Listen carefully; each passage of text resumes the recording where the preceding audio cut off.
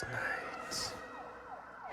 Halloween has long been known as a night for traditional treats, while the night before Halloween has developed a reputation as one enshrouded in mischief.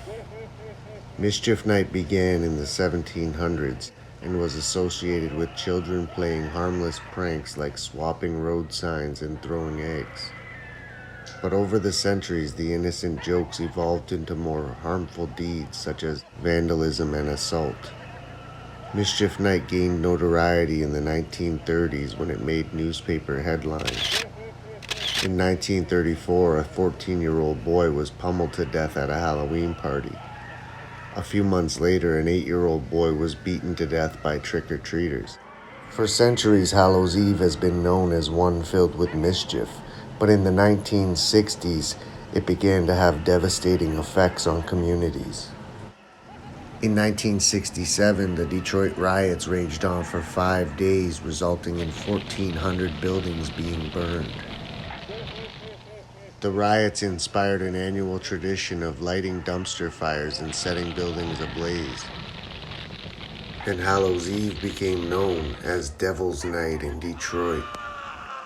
Each passing year, hundreds of fires were reported on the night before Halloween, and in 1984, over 800 fires were reported on Devil's Night.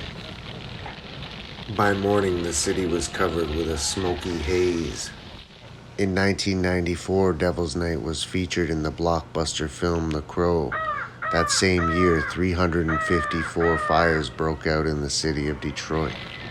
In 1995, the mayor formed a task force committed to ending the chaos.